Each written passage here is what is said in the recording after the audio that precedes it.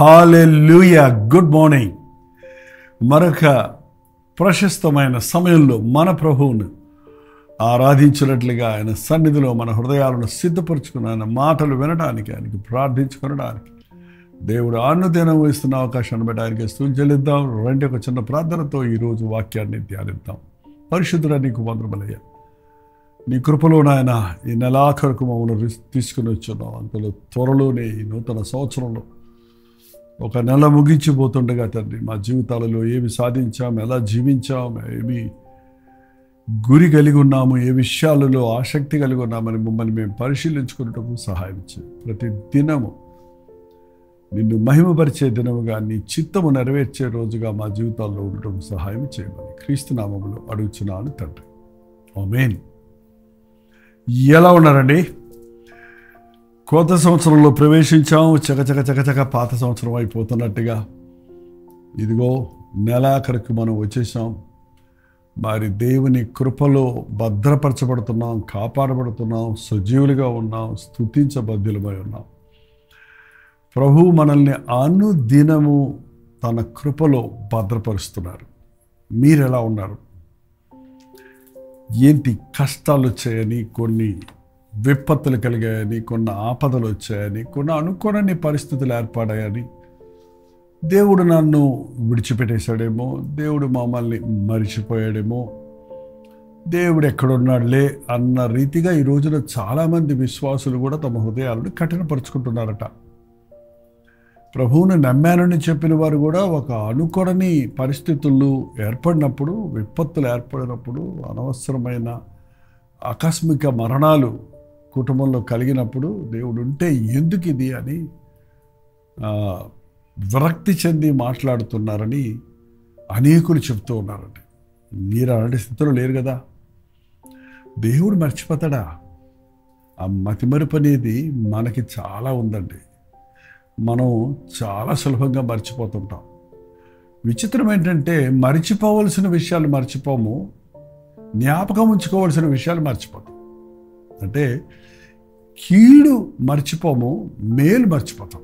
దాన్ని మనం తిరగేయాలి. దేవుడు చేసిన మేలులన్నీ గుర్తుపెట్టుకో, ఇతరులు చేసిన మేలులన్నీ గుర్తుపెట్టుకో. నీ బ్రతుకులో కలిగిన చేదు, చీకటి దినాలు లెక్క పెట్టుకోవద్దు, గుర్తు చేసుకోవద్దు. ఇతరులు నీకు చేసిన హాని, ఇతరులకు చేసినటువంటి అపకారాలను గుర్తుపెట్టుకుంటే దానివల్ల వారికంటే మనకి ఎక్కువ నష్టం కలుగుతుందండి. ఆయనకి మన ప్రభు మర్చిపోయే దేవుడు కాదు, మనం మర్చిపోయే స్వభావం కలిగిన వారిని. మనం మర్చిపోయినా కూడా ఆయన మనల్ని మర్చిపోడు. ఎంత గొప్ప దేవుడు అండి. నిజంగానే కొన్ని స్థితుల్లో మనకి ప్రార్థనకు జవాబు రానప్పుడు, మనం ఆశించినవి జరగనప్పుడు, మనం ఎంతో ఎక్స్పెక్ట్ చేసి అది నెరవేరనప్పుడు ఖచ్చితంగా ఇలాంటి సందేహం రావటం అనేది సాధారణమే. అయితే ఈ సందేహాల నుండి విడిపించబడాలంటే ప్రభు మీదే విశ్వాసం ఉంచాలి, ఆయన మాటల మీద విశ్వాసం ఉంచాలి. అందుకే బైబిల్ గ్రంథం అంటే మనకు ఏ రోజుకు ఆ రోజు, ఏ విషయానికి ఆ విషయం ఎప్పటికప్పుడు అవసరమైన దాన్ని స్పష్టంగా తెలియజేస్తుంది. ఒకసారి చూడండి, యెషయా గ్రంథం 49వ అధ్యాయం 14వ వచనం చదువుతున్నాను, వినండి. అయితే సీయోను యెహోవా నన్ను విడిచిపెట్టి ఉన్నాడు, ప్రభువు నన్ను మరచి ఉన్నాడని అనుకొనుచున్నది. యెహోవా నన్ను విడిచిపెట్టి ఉన్నాడు, ప్రభువు నన్ను మర్చిపోయి ఉన్నాడు అని అనుకుంటున్నాం. మనం అనుకునేవన్నీ జరగవు, మనం అనుకునేవన్నీ సరికాదు. మనం అనుకుంటున్నాం మనకు అర్థం కాక. దేవుని గొప్పతనాన్ని, దేవుని ప్రేమను, దేవుని యొక్క అపారమైన దయా కనికరాలను మనం నిజంగా లోతుగా గుర్తిస్తే ఎప్పుడు ఇలాంటి సందేహాలు మనకు దేవుని మీద రావు. దేవుని మీద సందేహాలు కలుగజేసేవాడు సాతానండి. దేవునికి వ్యతిరేకంగా దేవదూషణ చేయటట్టు ప్రేరేపించేవాడు అపవాదే. దేవుని స్తుతికి పాత్రుడే కానీ దూషణకు పాత్రుడు కాదు. ఆయన మేలు చేయువాడే కానీ కీడు చేయువాడు కానే కాదు. నీ జీవితంలో కీడుకు కారణం నువ్వై ఉండొచ్చు, నీ అవిధేయత ఉండొచ్చు, నీ అవిశ్వాసమై ఉండొచ్చు, నీవు దేవునికి దూరమైన వలన అయి ఉండొచ్చు. కానీ దేవుని ద్వారా కలిగినవి కావండి. దేవుని పరిధిలో మనం ఉంటే, దేవుని కంచెలో మనం ఉంటే ఏ అపాయము మనకు రాదు. మళ్ళీ చదువుకోండి కీర్తన 91. దేవుడు ఎంత గొప్ప కాపుదల మనకి ఇస్తున్నాడో, ఎంతగా మన మీద దృష్టి ఉంచుతున్నాడో, ఎంతగా మనల్ని కాపాడుతున్నాడో, ఎన్ని విధాలుగా మన చుట్టూ తన కంచె వేస్తున్నాడో, ప్రతి రోగం నుండి, విపత్తు నుండి, ఆపదల నుండి మనం తప్పించబడినట్లుగా ఎలా దేవుడు కృప చూపిస్తున్నాడు అన్నది మరొకసారి మనం చదివి అర్థం చేసుకోవచ్చు. ఒకసారి 91 కీర్తనలోని 1-2 మాటలు చదువుతాం చూడండి. మహోన్నతుని చోట నివసించేవాడే సర్వశక్తిమంతుని నీడను విశ్రమించేవాడు. ఆయనే నాకు ఆశ్రయము, నా కోట, నేను నమ్ముకును, నా దేవుడని యెహోవాను గూర్చి చెప్పుచున్నాను. వేటగాని ఊరిలో నుండి ఆయన నిన్ను విడిపించును, నాశనకరమైన తెగులు రాకుండా నిన్ను రక్షించును. ఆయన రెక్కలతో నిన్ను కప్పును, ఆయన రెక్కల క్రింద నీకు ఆశ్రయము కలుగును. ఆయన సత్యము కేడము డాలునై ఉన్నది. ఆయనే నాకు ఆశ్రయము, నా కోట, నేను నమ్ముకొను, నా దేవుడని యెహోవాను గురించి నేను చెప్పుచున్నాను. ఆయనే నా కోట. కోటలో ఉన్నవాడిని ఎవరు ముట్టలేరండి. ఆయనే నా దుర్గము, ఆయనే నా ఆశ్రయము. ఆయన పరిధిలో ఉన్నవారికి ఏ విధమైన విపత్తు కలుగదు. ఎటువంటి భయాందోళనలు చూసినా మనం భయపడవలసినటువంటి అవసరత లేదు. కారణం, మనమన్నా ఒక్క నిమిషం అప్రమత్తంగా ఉంటామేమో కానీ మనల్ని కాపాడే దేవుడు కునుకడు, నిద్రపోడు. ఆయన మనల్ని ప్రేమించి మన కొరకు తన ప్రాణమిచ్చిన ప్రభువుగా ఉన్నాడు.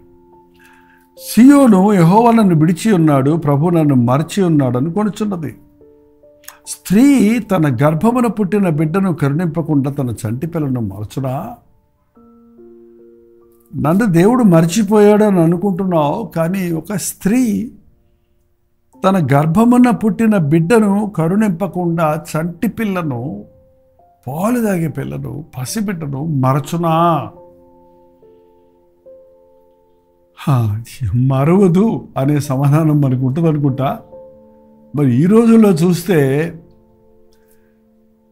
మరచునా అన్నది ఒక ప్రశ్నార్థకంగానే మిగిలిపోయింది. అందుకే అప్పుడే బైబిల్లో రాసిపోయాడు, వారైనా మరచుదురు కానీ, అంటే ఒక తల్లి అయినా బిడ్డను మరిస్తే మరుస్తుందేమో కానీ నేను నిన్ను మరువను. మీతో స్పష్టంగా దేవుడు చెప్తున్నాడండి, నేను నిన్ను మరువను. మనుషులు మనల్ని మర్చిపోతారు, మన తల్లిదండ్రులు మనల్ని మర్చిపోతారు, మన బిడ్డలు మనల్ని మర్చిపోతారు. చంటి పిల్లని మరిచే తల్లులు ఏంటి, ఎంత భయంకరమండి. ఆటోలో బిడ్డను వదిలిపెట్టి సెల్లో మాట్లాడుకుంటూ వెళ్ళిపోయిందని, తన సొంత బిడ్డను కత్తితో కోసి సంచిలో పెట్టి ఎక్కడో దాచిపెట్టేదో కప్పెట్టిందోనని ఇలాంటి న్యూసెస్ వింటున్నప్పుడు కన్న తల్లినా ఈ పని చేసేది? రక్తం పంచుకొని బిడ్డ మీదన ఇటువంటి కర్కశమైన కార్యాలు జరిగించేది? వారైనా మరచుదురు అన్నప్పుడే మనుషుని హృదయం ఎంత ఘోరమైనదో అన్నది ఎరిగిన ప్రభు, వారు మరిస్తే మరుస్తారు. ఒక తల్లితో కూడా ఆయన్ని పోల్చుకోవడానికి లేక, తల్లి అంటేనే ఉన్నతమైన ప్రేమ, ఆదరణ. ఆ తల్లి ద్వారా మనకు కలిగేటువంటి ఉపశమనం, సహాయం, మేలు, అన్నీ ఎన్నో ఉన్నాయి తల్లి చేసేది. అటువంటి తల్లితో కూడా ప్రభు తల్లి కంటే ఎక్కువగా మనల్ని ప్రేమిస్తున్నాడండి. వారైనా మరచుదురు కానీ నేను నిన్ను మరువను. ఏంటండి, మీరేమైనా ప్రభు నన్ను మర్చిపోయాడు, ప్రభు నన్ను విడిచిపెట్టాడు, ప్రభుకు నేను గుర్తులేను, ప్రభు నా మీద కోపంగా ఉన్నాడు, ప్రభు నన్ను శపించాడు, చాలామంది ఇంకేంటేంటో ఊహించుకుంటాడు. ఆయన శపించేవాడు కాదు, విడిచిపెట్టేవాడు కాదు. ఆయన కనికరించేవాడు, క్షమించేవాడు, మేలు చేసేవాడు, నిన్ను కన్న తల్లి కంటే ఎక్కువ ప్రేమించిన, ప్రాణమిచ్చిన ప్రభువుగా ఉన్నాడండి. ఏ విషయంలోనూ దయచేసి మీరు కృంగిపోవద్దు. మరి మీరు ఎటు పోలేని పరిస్థితులు వచ్చినప్పుడు ఇంకేం చేయాలి నాకు అని చెప్పి ఒక విరక్తి చెందేవారుగా ఈ రోజున అనేకులు ఉంటున్నారండి. ఆత్మహత్య ప్రయత్నాలు చేసుకునేవారు ఉన్నారు. అలాంటి ఆలోచనకు చోటు ఇవ్వకండి. ఈ లోకంలో ఉన్న ప్రతి వ్యక్తి మనల్ని మర్చిపోవచ్చు. ఈ లోకంలో ఉన్న ఎవ్వరు మనల్ని లెక్క చేయకపోవచ్చు. కానీ నీ కొరకు రక్తం చెందించిన ప్రభు, నిన్ను ప్రేమించిన యేసు ప్రభు నిన్ను మరువనే మరువడు. తల్లి అయిన మరచుదురు కానీ, వారైనా మరచుదురు కానీ, నేను నిన్ను మరువను. చూడుము, నా అరచేతుల మీద నిన్ను చెక్కి ఉన్నాను. చూడుము, నా అరచేతుల మీద నిన్ను చెక్కి ఉన్నాము.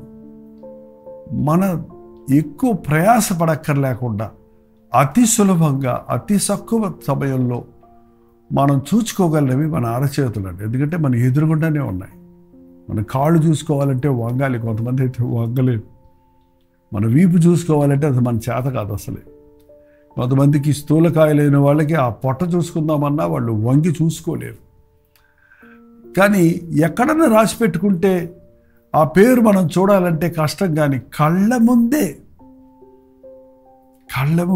మనం అడ్జస్ట్ చేసుకోవచ్చు. ఎత్తుకి కిందకి, పడుకుంటే పైకి, కూర్చుంటే కిందకి, అలా మనకి ఎదురుగుండానే ఉన్నదాన్ని మనం చూస్తున్నాం. ప్రభు అంటున్నాడు, మిమ్మల్ని నా అరచేతుల్లో చెక్కుకొని ఉన్నాను.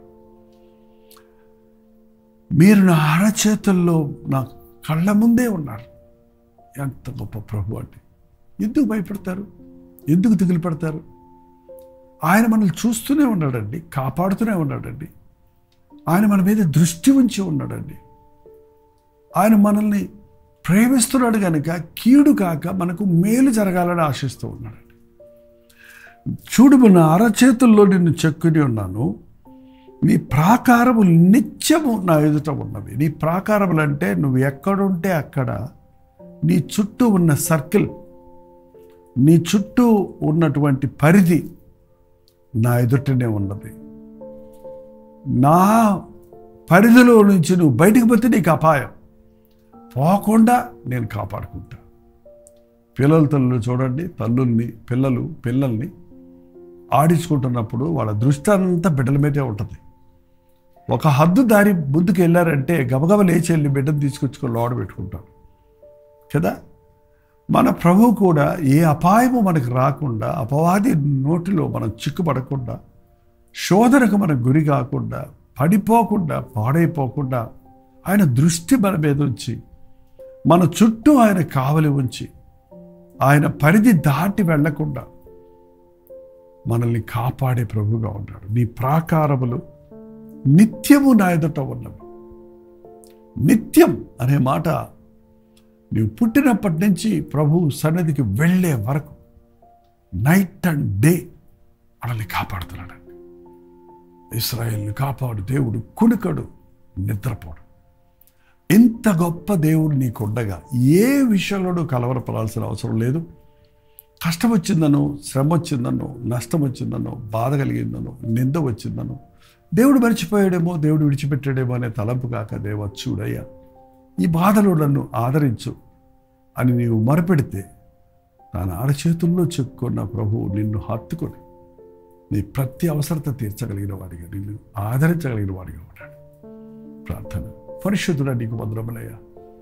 అపాయకరమైన ఈ లోకంలో, శోధనకరమైన ఈ లోకంలో, ఎటు చూచిన గందరగోళాలతో నిండినటువంటి ప్రపంచం, మమ్మల్ని చూచేవారు లేరే, కాపాడేవారు లేరే, మమ్మల్ని పోషించేవారు లేరే, ఆదరించేవాడు లేరే, మాకెవరూ లేరు, దేవుడు కూడా మమ్మల్ని విడిచిపెట్టాడని ఎందరో కుమిలిపోతున్నటువంటి దినాలు,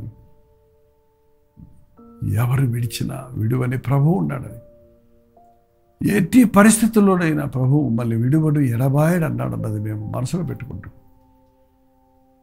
అనవసరమైన నిరుత్సాహపు తలంపులకు మేము చోటిచ్చి, దేవుడు నన్ను మర్చిపోయాడని అజ్ఞానానికి మేము చోటిచ్చి, మాకు మేమే హాని చేసుకోక ప్రభువా నీ యందు నమ్మిక ఉంచుటకు, నా ప్రభు సజీవుడని ఘనమెత్తి చెప్పుటకు సహాయం ఇచ్చే ఎవరెవరు ఎక్కడెక్కడి నుంచి లైవ్లో వీక్షిస్తున్నారు, నన్ను దేవుడు వదిలేశాడు, నన్ను విడిచిపెట్టేశాడు, నేను ఈ బాధల్లో ఉన్నానని రోధిస్తూ ఉన్నాను, అట్టి వారిని ఒక్కసారి నేను నీ భుజం తట్టి నేనున్నాను, నిన్ను విడువను ఎడబాయనన్న వాగ్దానంతో నడిపించమని యేసు క్రీస్తు నామములో అడుగుచున్నాము తండ్రి.